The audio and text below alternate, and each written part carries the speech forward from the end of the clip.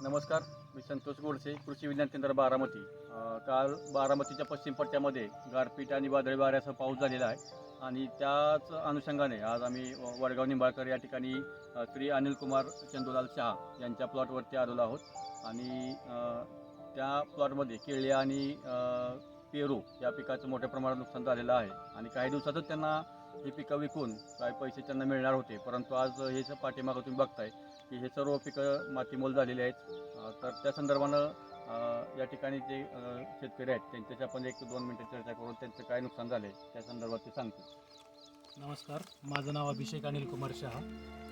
आपण जे मागे बघत आहात हे जो प्लॉट आहे आपण सप्टेंबर महिन्यामध्ये लागण केली होती. विल्यम्स जातीची की केळी होती.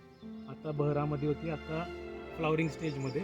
1-2 महिन्यात ते मार्केटला गेली असती, पण कालच्या वादळामुळे सगळी भुईसपाट झालेली आहे. आपलं खूप मोठ्या प्रमाणात नुकसान झालेलं आहे. तसंच आपला पेरूचाही प्लॉट आहे. पेरूत जवळजवळ 2.5-3 लाख फळांना गारांचा मारा लागल्यामुळे ती आता तोडून फेकावी लागणार आहे आणि पानं पण सगळी फाटलेली आहेत, केळीची आणि पेरू दोन्ही पिकांची. साधारणतः आम्ही दोन्ही सगळी पिकं मिळून आम्हाला 30 ते 40 लाख रुपयाचं नुकसान झालेलं आहे. आता तुमची केळी किती एकर होती? आमची केळी आता 10 एकर केळी आहे आणि 5.5 एकर पेरू आहे.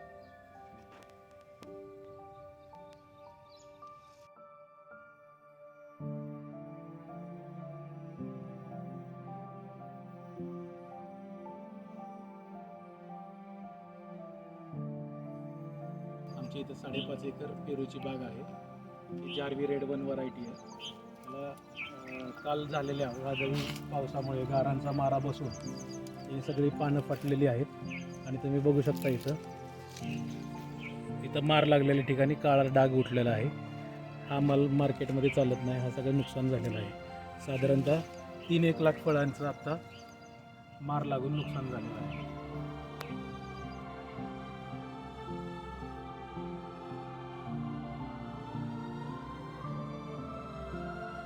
मी आता बारामती तालुक्यातील सस्तेवाडी या गावामध्ये आलेलो आहे. हे गाव भाजीपाल्यामध्ये अतिशय उत्कृष्ट असं काम करणारं हे गाव. या गावामध्ये काल बारामतीच्या पश्चिम पट्ट्यात जो पाऊस झाला होता वादळी वाऱ्यासह आणि गारपीट झाली होती, त्याच तडाख्यामध्ये हे गावसुद्धा सुटलेलं नव्हतं आणि या गावातले शेतकरी आहेत श्री नितीन कदम, त्यांचा ढोबळी मिरचीचं प्लॉट या ठिकाणी आहे. कृषी विज्ञान केंद्रातून त्यांनी 10,000 रोपं आणली होती आणि त्यांनी या ठिकाणी लागण केली होती आणि उन्हाळ्यामध्ये 42चं टेम्परेचर असताना या ठिकाणी त्यांनी चांगलं उत्पादन घ्यायला सुरुवात केली असताना या ठिकाणचे विक्री चालू असताना त्यांचा कालचा जो पाऊस झालेला आहे वादळी वाऱ्याचा आणि गारपीट, त्याच्यामध्ये हे नुकसान झालेलं आपण पाठीमागे बघतोय. आपण त्यांच्याकडूनच जाणून घेऊयात की नक्की त्यांनी एवढं कष्ट केलेलं आहे, परंतु आजची काय परिस्थिती आहे त्याच्यावर ते मात करतात. नमस्ते, मी नितीन कदम, सस्तेवाडी बारामती. मी 1 एकरामध्ये 10,000 रोपांची लागवड फेब्रुवारी एंडिंगला केलेली होती. त्याच्यानंतर 1 महिन्याने बरोबर चालू झाली. 1 मे महिना अतिशय उन्हाने म्हणजे फुलकळी सगळी गळलेली होती. त्याच्यामुळं मी त्यातून बी प्रयत्न करून प्लॉट आणला आणि आता कुठेतरी चांगली चालू लागली होती, तर अवकाळी पावसाने सगळं नुकसान झालं आमचं. तुम्हाला दर काय मिळतो? दर आम्हाला 50 ते 60 रुपये मिळत होता.